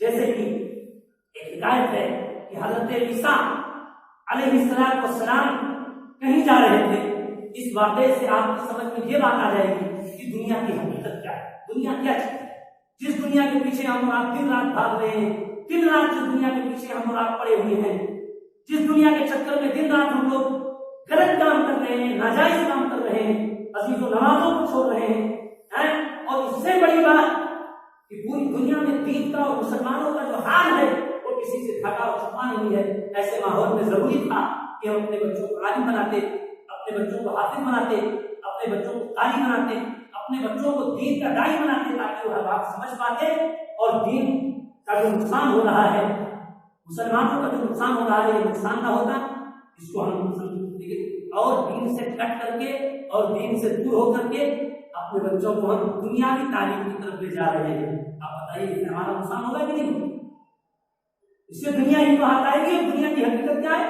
हज़रत ईसा अलैहिस्सलाम कहीं जा रहे थे तो रास्ते में आपको एक बहुत लंबा तड़ंगा मोटा ताजा आदमी मिला और कहने लगा कि हुजूर मैं आपके साथ चलना चाहता हूं। तो हज़रत ईसा अलैहिस्सलाम ने यह कहा कि भाई मेरे साथ क्यों चलोगे? भाई मेरे साथ क्यों चलोगे, क्या बात है, काहे लिए? तो हज़रत ईसा अलैहिस्सलाम से जब उसने कहा, आपने कहा कि ठीक चलो भाई, ऐसी बात है तो चलो मेरे साथ। चलते चलते जब दोनों एक जगह पहुंचे तो वाकया यह है कि भूख बहुत तेज लगी थी। हज़रत ईसा अलैहिस्सलाम ने कहा कि कहीं से खाने पीने का कोई सामान, कोई खाने की चीज मंगवानी चाहिए। तो उसने कहा हज़रत आप यहीं ठहरे, मैं गांव से खाना लेकर के आता हूं। तो जब वो गया तो गांव वालों ने 3 रोटियां दी। तो लंबा तड़का मोटा ताजा आदमी था, उसने सोचा कि 3 रोटियां मिली हैं, अगर मैं उस बुजुर्ग के पास जाऊंगा तो वो 1.5 रोटी खुद खाएगा और 1.5 मुझे देगा, 1.5 में मेरा पेट भरेगा ही। इसलिए दाव ऐसा करूं कि 1 रोटी यहीं खा और वहां जाऊंगा तो आधा हिस्सा मिलेगा, 1 रोटी मैं खाऊंगा, 1 बुजुर्ग को दूंगा, और इस तरह से नहीं, हाँ, और इस तरह से मेरी 2 रोटियां हो जाएंगी, मेरे पेट में 2 रोटियां चली जाएंगी, मेरा पेट भर जाएगा। तो बहरहाल यही सोच विचार करके वो आदमी गया, 3 रोटियां मिली, 1 रोटी खाली, 2 लेकर के आया। हज़रत ईसा अलैहिस्सलाम ने पूछा कि क्या मिला है, कहा रोटियां, कहा कितनी रोटियां, कहा 2। हज़रत ईसा अलैहिस्सलाम ने कहा कि 2 ही मिली हैं, कहा अच्छा ठीक। हज़रत ईसा अलैहिस्सलाम ने हिरन की तरफ इशारा किया, वो हिरन दौड़ता हुआ आया और उसको ज़बह किया, उसकी टांग काटी और फिर उसको भूना, उसको खाने के लिए बैठे। जब खाने के लिए बैठे तो उस जाहिल को बड़ी हसरत हुई कि काश मैंने वो 1 रोटी न खाई होती तो यहाँ गोश्त के साथ खाने को मिलता, लेकिन अब क्या हो सकता है, तो खा गया था। बहरहाल जब दोनों खाने से फारिग हुए तो हज़रत ईसा अलैहिस्सलाम का एक मोजिज़ा जाहिर हुआ कि आपने हिरन की तरफ इशारा करके कहा कि तुम बिइज़्निल्लाह, अल्लाह के हुक्म से खड़ा हो जा, अल्लाह के हुक्म से खड़ा हो जा। चुनांचे वो हिरन फौरन खड़ा हो गया और कान झापता हुआ चला गया। हज़रत ईसा अलैहिस्सलाम के इस मोजिज़े को देखकर वो जाहिल हैरान रह गया और कहा हुजूर मैं तो आपको वली मानता हूं। कहा कैसे? तो कहा ये मामूली बात है, ये हिरन को आपने इशारा किया, दौड़ता हुआ आपके पास चला आया और उसके बाद आपने उसको ज़बह किया, उसकी टांग काटी, उसको भूना, उसको खाया, हमने भी खाया और फिर उसको जिंदा कर दिया। ये कोई मामूली बात है? ये उनका मोजिज़ा है। मोजिज़ा का मतलब होता है उनके हाथ पर जाहिर हुआ और किया हटा। तो हज़रत ईसा अलैहिस्सलाम के इस मोजिज़े को देखकर वो कहता है आप अल्लाह की वली। जब पूछा कि कैसे तुमको मालूम हुआ, तो वही सब वाक़या सुना दिया जो देखा था ना, इससे अंदाजा लगता है। तो हज़रत ईसा अलैहिस्सलाम ने कहा कि बताओ मुझे दिल से वली मानते हो कि सिर्फ ज़बान से? मुझे दिल से वली मानते हो या सिर्फ ज़बान से? तो उसने कहा कि हुजूर मैं तो आपको दिल से वली मानता हूं। तो हज़रत ईसा अलैहिस्सलाम ने कहा कि मुझसे अल्लाह ताला ने वही के जरिए हज़रत ईसा अलैहिस्सलाम को बता दिया। कहा बताओ रोटियां कितनी थी? तो उस जाहिल ने कहा कि हुजूर रोटियां तो 2 ही थी। तो हज़रत ईसा अलैहिस्सलाम ने कहा ठीक है कोई बात नहीं, चलो और आगे बढ़े। चलते चलते रास्ते में दरिया पड़ गया, तो दरिया को पार करके उस तरफ जाना था। ईसा अलैहिस्सलाम साथ रहते रहते उसके साथ ईसा अलैहिस्सलाम को मोहब्बत हो गई थी।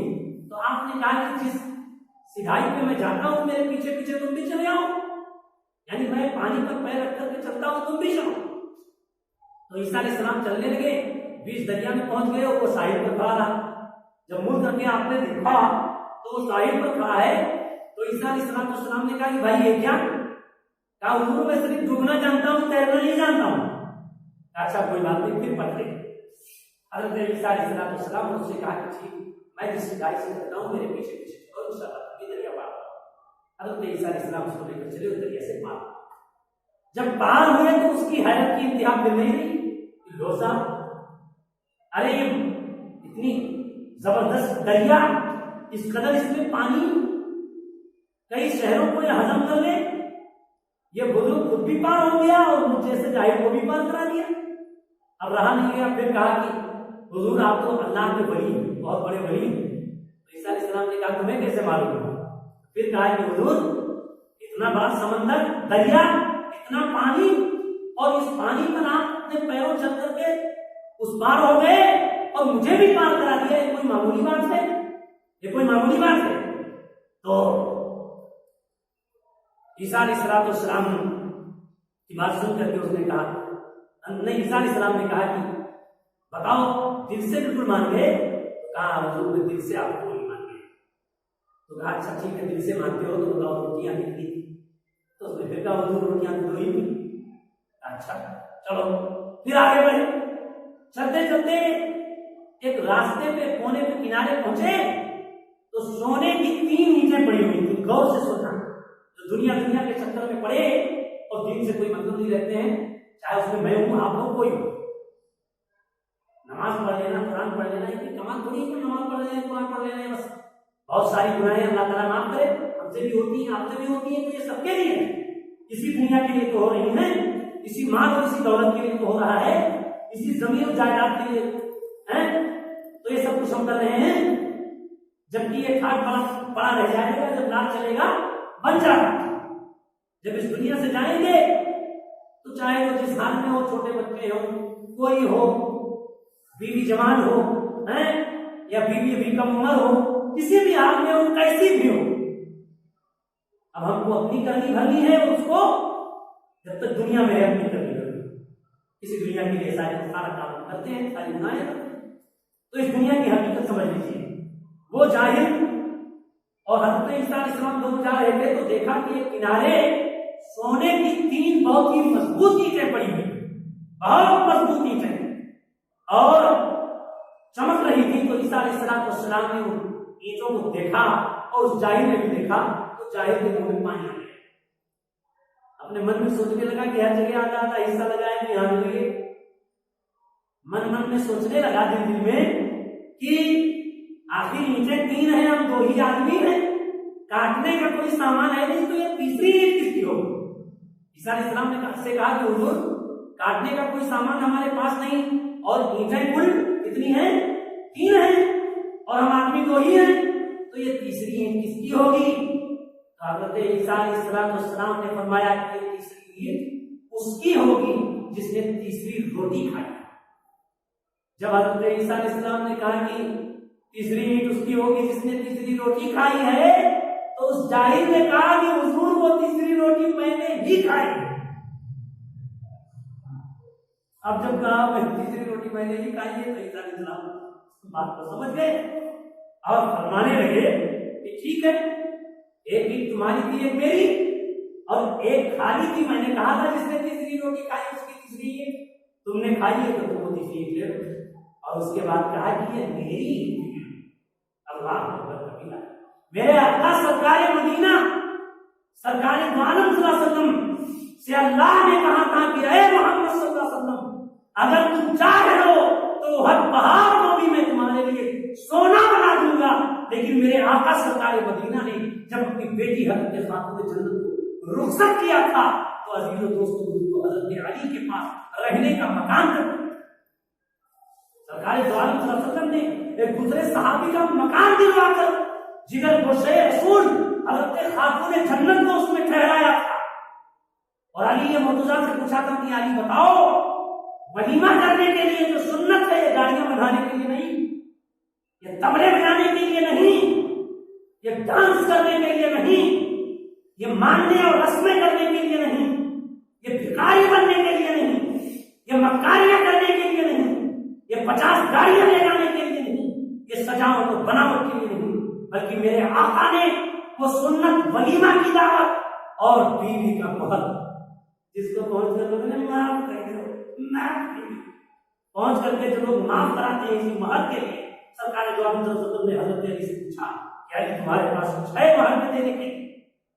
हज़रत अली ने कहा एक ज़िरा है मेरे पास जो जंगे बदर में माले गनीमत की शक्ल में मुझे दी।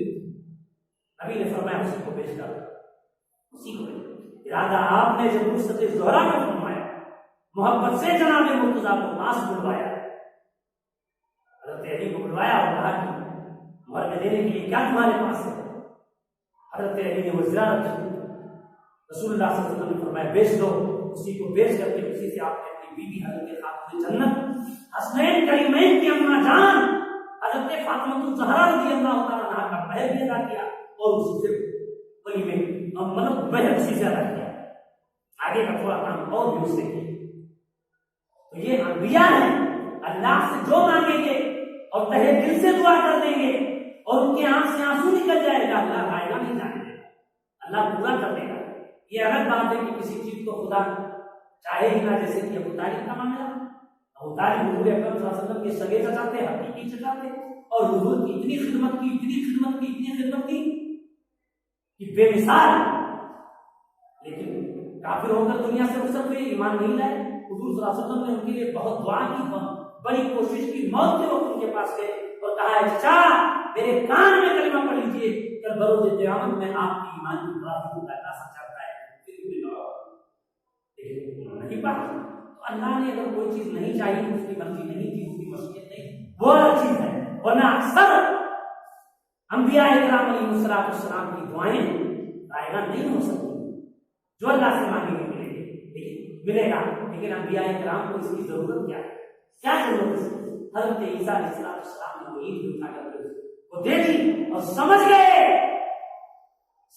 कि इसने इतने बड़े बड़े मौजिज़ात देखे, हिरन का ज़बा होना, उसका जिंदा होना, इशारे में बुलाने पर उसका करीब आना और दरिया से भी पार हो जाना, इतने बड़े बड़े मौजिज़े इसने देखे, लेकिन इसको हिदायत नहीं मिली। तो बस अब इसका अल्लाह ही मुहाफिज है। हज़रत ईसा अलैहिस्सलाम जाने के बाद वो वजनी ईंटें थी, सोने की चमक रही थी, लालच में ना उठा पा रहा था और न छोड़ पा रहा था। जैसे दुनिया के अंदर हम लालच में किसी चीज के पीछे पड़ जाते हैं, अपनों से दुश्मनी लेते हैं। दीन की बातें नहीं, दुनिया की बातें कर रहा हूं, ये ना सोचे कि हम उड़ रहे हैं, दुनिया की बातें। किसी मकान के पीछे पड़ गए, हमको इसे हासिल करना है, कैसा भी करके लेना है, चाहे उसमें जानी चली जाए। बहुत सारे लोग उसमें मारना चाहते हैं, क्या से क्या हो जाता है इसी दुनिया की। हज़रत ईसा अलैहिस्सलाम जब चले गए तो वो लालच में उन तीनों ईंटों को उठा भी नहीं पा रहा था और मैंने उठा भी नहीं पा रहा था और लालच में छोड़ भी नहीं पाया। बस इसी पसो पेश में था कि 3 डाकू आ गए, डाकू मुसल्लाह असलहा लिए और उसको कत्ल करके उसकी लाश को किनारे लगा दिया और वो बाहा में दूसरे में मस्त हुए। उनके लिए कत्ल तो बाएं हाथ का खेल था, वो डाकू थे, आसानी से करके और वो सोने की 3 बेशकीमती चीजें उन्होंने हासिल कर ली। तो जैसे दुनिया में एक आदमी खुश होता है, खुशी का मौका होता है, तो न ये कि दीन समझकर, बल्कि बस खुशी में कहता है कि भाई कोई पार्टी करो, कुछ खिलाओ पिलाओ, तो इस तरह से खाया जाए, पिया जाए, या उसमें एक आदमी ने कहा कि ठीक है, आप हजरात यहीं ठहरे और मैं सामने वाले गांव से कुछ खाने की चीजें लेके आता। वो यहां से निकला, रास्ते में उसकी नियत बदल गई कि जो मैं खाने की चीज ला रहा हूं, अगर उसमें जहर मिला दूं तो ये मेरे दोनों साथी, जो दोनों डाकू हैं, ये मर जाएंगे और उनके हिस्से की मेरी हो जाएगी, दोनों हिस्से मेरी हो जाएगी। यही समझ के वो गया, जो उससे खाना पीना खाया पिया और उसके बाद फिर जो है जो लिया था उसमें जहर मिला दिया। और इधर इन दोनों ने सोच लिया, क्या सोचा? इन दोनों ने सोचा कि जब वो आए तो जैसे पहुंचे हमारे इरादे की खबर उसको होती नहीं, और उसके ऊपर टूट पड़ो और उसे जान से मार डालो, उसे जान से मार डालो और उसके हिस्से की हम आधी आधी ले लेंगे। अब उसके इरादे की खबर इन दोनों को नहीं है और इन दोनों के इरादे की खबर उसको नहीं। उसने जहर मिलाया, ये दोनों इरादा करके बैठ गए।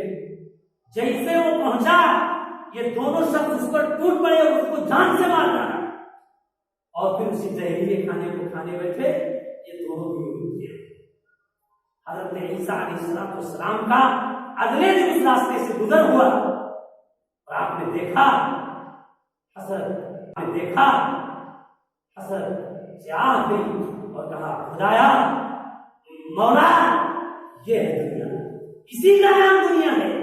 देखो दुनिया के लिए किस तरह से इनका खून सस्ता हो गया, दुनिया के लिए इस तरह देखो किस तरह से 4 लाशें पड़ी हुई हैं और 3 बेशकीमत सोने को उठाने वाला कोई भाई। इसलिए इस दुनिया के चक्कर में दिन रात हम और आप जो कुछ करते हैं, अजीजों से बाज आए और उन बुजुर्गों से, उन अल्लाह वालों से नसीहत हासिल करें जिनके सब रोज और हम वज़ाइफ में अल्लाह अल्लाह में ला इलाहा इल्लल्लाह मुहम्मदुर रसूलुल्लाह में अस्तगफिरुल्लाह रब्बी मिन कुल्ली ज़ंबिन व अतूबु इलैहि में नबी पाक सल्लल्लाहु अलैहि वसल्लम पर दरूद सल्लल्लाहु अलैहि वसल्लम और सलाम वसल्लम नबी पर दरूद और सलाम पढ़ने में जिनके शब रोज गुजरते थे, अभी लोग उसी पे आ जाओ, उसी पे आ जाओ और उसी के मुताबिक जिंदगी गुजारो। अल्लाह तबारक व तआला तुम्हें भी इस तरह से बना देगा। आखिरी बात यह है कि हजरत मौलाना मोहम्मद सालिम साहब कासमी जो अब रहमतुल्लाह अलैह हो गए, अल्लाह उनकी कब्र को नूर से भर दे और उन्हें करोड़ करोड़ आराम नसीब फरमाए। ये दारुल उलूम देवबंद वक्फ का जो दूसरा पार्ट है वो भी बहुत बड़ा है, बहुत बड़ा है और उसमें कई हजार तलबा खाते पीते रहते और पढ़ते हैं और हजारों की तादाद में हर साल बुखारी और मुस्लिम का दौर करके आलिम बन करके वहां से फारिग होकर के निकलते हैं। उस मदरसे के मुहद्दिस थे, बुखारी शरीफ का दर्स देते थे, बहुत बड़े आलिम थे। हकीमुल इस्लाम हजरत कायद तैयब साहब रहमतुल्लाह अलैह जो अफगानिस्तान गए थे तो वहां के बादशाह जाहिर शाह ने तोहफे में दारुल उलूम देवबंद को एक गेट दिया था। आज भी एक बहुत बड़ा गेट बाबू जाहिर का दरवाजा के नाम से दारुल देवबंद में बना हुआ है और कायद तैयब साहब रहमतुल्लाह अलैह ने वहां पहुंच के कहा था कि मैं तो देवबंद से देवबंद आया हूं। यानी अफगानिस्तान की तमाम ये जो उलमा हैं, ये जो मशाइख हैं, ये अक्सर वहीं के पढ़े हुए हैं।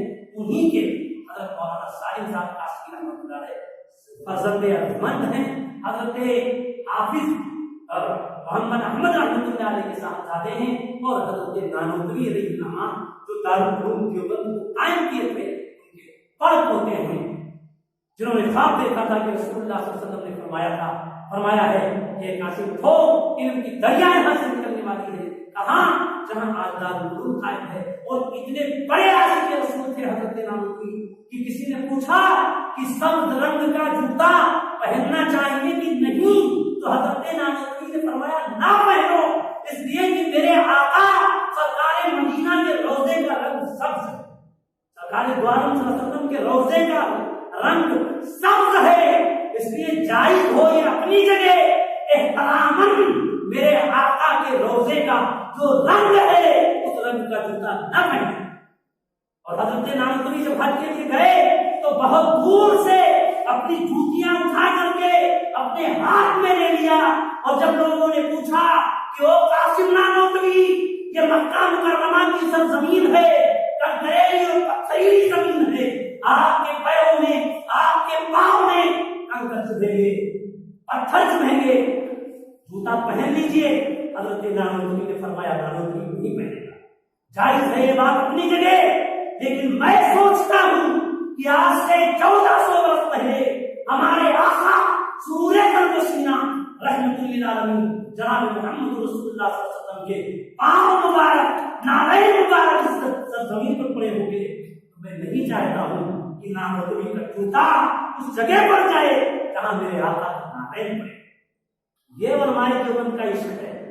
हजरत गंगोही रहमतुल्लाह अलैह मदीने में जो छिलके पड़े होते थे, छिलके फलों के छिलके, उसको उठा करके और अजीजों पानी में भिगो करके हजरत मौलाना रशीद अहमद गंगोही रहमतुल्लाह अलैह उसको खा लिया करते थे और कहते थे कि मेरे आका के शहर का छिलका है, यह रहमतुल्लिल आलमीन के मदीने का छिलका है, ये यसरीब था, मेरे आका ने हिजरत फरमा करके यसरीब को मदीना बना दिया और मदीना पूरी दुनिया में रोशन हो गया। और इसी बिना पर हफीज जान भरी कह गए दिखा दे या इलाही को मदीना कैसी बस्ती है, दिखा दे या इलाही को मदीना कैसी बस्ती है जहां पर रात की मुराद की रहमत बरसी। अजीजों की हजरत गंगोही थे मौलाना सैयद हुसैन अहमद मदनी रहमतुल्लाह अलैह, तो मौलाना अरशद मदनी इस वक्त जमीयत उलमाए हिंद के सदर हैं, कायद हैं, रहबर हैं, दारुल उलूम के मुहद्दिस हैं, मक्का मुकर्रमा की राबते आलम इस्लामी के मिंबर हैं, वहां पर जो मीटिंग होती है वहां पर कुछ राय और मशवरे होते हैं, हजरत मदनी को मौलाना अरशद मदनी को बुलाया जाता है। और आज पूरे हिंदुस्तान में हजरत मौलाना अरशद मदनी का जो नाम है और जो उनका काम है, जो उनकी खिदमत है फसादात में, जिस तरह वो मुसलमानों की मदद करते हैं बिना किया, ना कोई हिंदू, ना कोई बरेलवी, ना कोई देवबंदी, ना कोई गैर मुकल्लिद, ना कोई जमात इस्लामी, हर एक मजलूम की जो मुसलमानों को, बेगुनाह मुसलमानों को जो जेलों में दहशतगर्दी के नाम पर सड़ थे, उनको मुकदमा लड़वा करके छुड़ाया है, कितनों को रिहा कराया है और कितने मजलूमों की मदद की है और किस तरह से लोगों को फंसाया है। सादात में जो भाग के आए थे तमाम जगहों पर और मुजफ्फरनगर वगैरह में कैंप लगाए हुए रह रहे थे, कैंपों में बेचारे ऐसे तंबू ताने हुए अमीर लोग, अच्छे खासे लोग भूखों प्यासे मर रहे थे।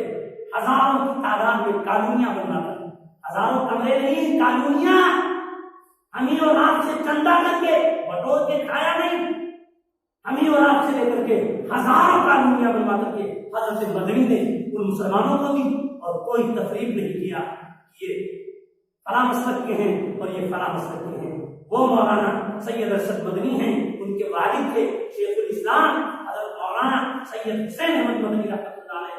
18 साल तक जब तुर्की हुकूमत की याद नहीं कि आज कोई कह दे कि देवबंदियों का तो वहां पर कब्जा है फला है, जब तुर्की हुकूमत थी और जब ये सब झगड़े और फसादात नहीं थे, उस दौर में हजरत मदनी ने वहां पर बैठ करके रोज़े रसूलुल्लाह सल्लल्लाहु अलैहि वसल्लम के सामने 18 साल तक नबी की हदीस का दर्ज किया है और अपने दाढ़ी मुबारक से उलमाए देवबंद का किरदार दे, बैठो किसी जगह हम तुमको उलमाए देवबंद की तारीख सुनाएंगे। आज तो कोई मैंने तारीख पर गुफ्तगू नहीं की और न करना था, आज तो हजरत मौलाना मोहम्मद सालिम कासिमी रहमतुल्लाह अलैह के इंतकाल को मनाने पर एक ताज़ियती प्रोग्राम ये रखा गया, उनके औसाफ, उनके कमालात और उनकी खिदमत को उजागर करने के लिए। वरना किसी दिन हम आपको बताएंगे ये उलमाए देवबंद है हजरत मौलाना शेखुल इस्लाम सैयद हुसैन अहमद मदनी रहमतुल्लाह अलैह रोज़े अहद को, रोज़े रसूलुल्लाह को अपनी दाढ़ी मुबारक से साफ किया करते थे, दाढ़ी से उसमें झाड़ू लगाते थे अपनी दाढ़ी से और रोते थे, आंसू बहाते थे कि अल्लाह अपने नबी के रोज़े को साफ करने के लिए हुसैन अहमद मदनी की दाढ़ी का सदका है कि तू क़यामत के दिन नबी के सदक़े हुसैन में मेरी मदद करवा दे।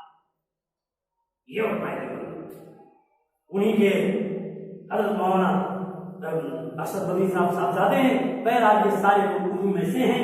हजरत मौलाना मोहम्मद सालिम साहब कासिमी के इस खानदान से नहीं है, लेकिन वही हजरत नानोतवी के पढ़ होते हैं। बहुत बड़े आलिम, आप उनकी तारीफ जाने, उनको पहचाने, अपने बुजुर्गों को समझें, उनकी खिदमत को समझें, वो लोग क्या थे ये मालूम करें। और जिस तरह वक्तन फौक्तन हम नमाज के बाद और ऐसे ही हजरत ख्वाजा अजमेरी रहमतुल्लाह अलैह, ख्वाजा मोइनुद्दीन चिश्ती रहमतुल्लाह अलैह की रूह को इशारे सवाब करते हैं, उनके लिए दुआएं खैर करते हैं। हजरत शेख अब्दुल कादिर जिलानी रहमतुल्लाह अलैह की रूह को इशारे सवाब करते हैं, उनके लिए दुआएं खैर करते हैं। हजरत सैयद सालार मसूद गाजी रहमतुल्लाह अलैह ने जो 18 साल जवानी बहराइच के अंदर इस्लाम के लिए पेश की, हम उसके लिए आंसू बहाते और सोचते हैं और उनके लिए सारे सवाब दुआएं करते हैं। इसी तरह ये काबिल उलमाए देवबंद मौलाना हाजी इमरानुल्लाह मक्की, मौलाना किरानी, हजरत मौलाना रशीद गंगोही, हजरत मौलाना कासिम नानोतवी, हजरत मौलाना शफीक थानवी, हजरत मौलाना शेख ज़करिया कांधवी, हजरत मौलाना शेखुल इस्लाम हुसैन मदनी, मौलाना अरशद मदनी और मौलाना महमूद मदनी और इसी तरह हजरत मौलाना मोहम्मद सालिम साहब कासिमी रहमतुल्लाह अलैह जो आज इंतकाल किए, उन सब के लिए जो बाहयात हैं उनके लिए दुआएं खैर और जो दुनिया से रुखसत हुए उनके लिए दुआएं खैर और दुआएं करें और करते ही रहें। अल्लाह तबारक व तआला इसका बेहतरीन जज़ा खैर हमें भी अता फरमाएगा और आपको भी अता फरमाएगा।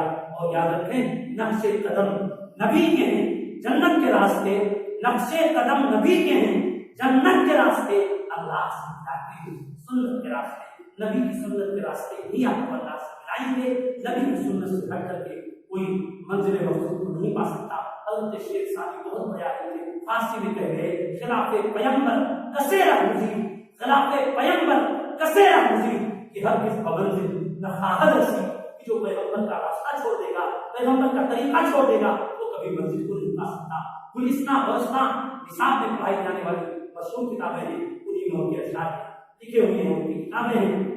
अजीजों, हम और आप इसलिए उन बुजुर्गों के लिए दुआ करें और उन्हें समझें और समझने की कोशिश करें और अपने अकाबिर उलमाए अहले सुन्नह वल जमाअत भाइयों को अपने ज़हन में रखें और उनके ताल्लुक से अगर कोई किसी भी तरह की किताब या मोबाइल से या नेट से लोड करके या किसी भी तरह से कोई चीज दिखाता है तो आपके जीवन में सुधार पैदा करते हैं, बदगुमानी, तो आइए मेरे पास, मैं उस वाकई की हकीकत भी बताऊंगा और उसी वजन पर उससे भी बदतरवा यकीन के साथ कहता हूं, लैपटॉप और क्या कहते हैं कि नेट और मोबाइल और जेरोक्स की शक्ल में असली किताब है, उसी तरह का इनके यहाँ से दिखाऊंगा।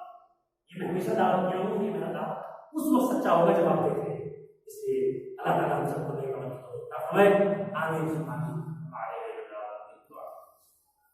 अल्लाहुम्मा सल्ली अला सय्यिदिना शफीअना हबीबना व नबियना मौलाना मुहम्मद व सल्लिम कमा तुहिब्बु व तर्दा अदद मा तुहिब्बु व तर्दा।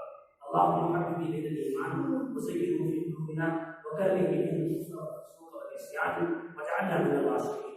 अल्लाहुम्मा अंसुर मन नसरा दीन मुहम्मद सल्लल्लाहु तआला अलैहि वसल्लम।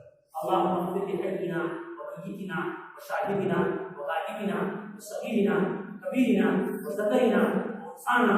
अल्लाहुम्मा मन अहयैतहु मिन्ना फअहयिही अलल इस्लाम व मन तवफ़्फ़यतहु मिन्ना फअहयिही अलल ईमान।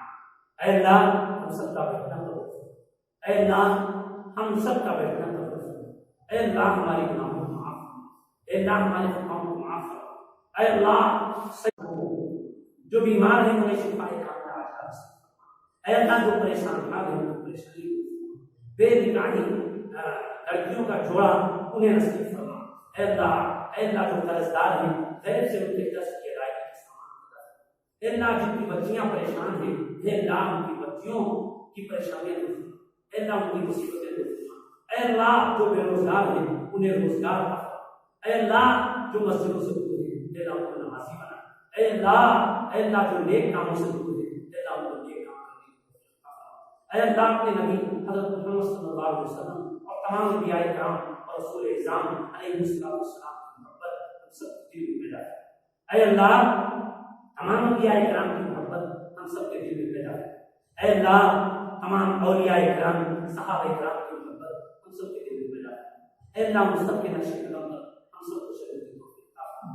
ऐ अल्लाह कब्र की सख्तियों से हम सब, ऐ अल्लाह कब्र के अज़ाब से हम सब की हिफाज़त फरमा, ऐ अल्लाह कब्र के अज़ाब से हम सब की हिफाज़त फरमा, ऐ अल्लाह हमारे मरहूमीन जो दुनिया से रुखसत हुए, हमारे तमाम आबा व अजदाद साहिब ईमान होकर जो हुए, हमारे दादा, हमारी दादी, हमारी वालिदा, हमारी बहन, हमारे भाई और हमारे भाइयों के जितने भी लोग इस दुनिया से हमारे आबा व अजदाद रुखसत हुए ईमान की हालत में गए, ऐ अल्लाह सब ऐ अल्लाह उनकी करवट करवट आराम नसीब फरमा, ऐ अल्लाह उनकी कब्रों को नसीब फरमा, ऐ अल्लाह उनके गुनाहों को माफ फरमा, ऐ अल्लाह मैदान हश्र में जहां कोई साया न हो अंबिया सिद्दीकीन शुहदा सालिहीन की साया में जगह अता फरमा, ऐ अल्लाह अपने नबी हज़रत मोहम्मद सल्लल्लाहु अलैहि वसल्लम की शफाअत नसीब फरमा, ऐ अल्लाह रहमतुल लिल आलमीन सल्लल्लाहु अलैहि वसल्लम के हाथों से हम सबको जामे कौसर अता फरमा, ऐ अल्लाह जब तक हम दुनिया में हैं ईमान की हालत में रख, ऐ अल्लाह दुनिया से उठा ईमान की हालत में, ऐ अल्लाह मरते वक्त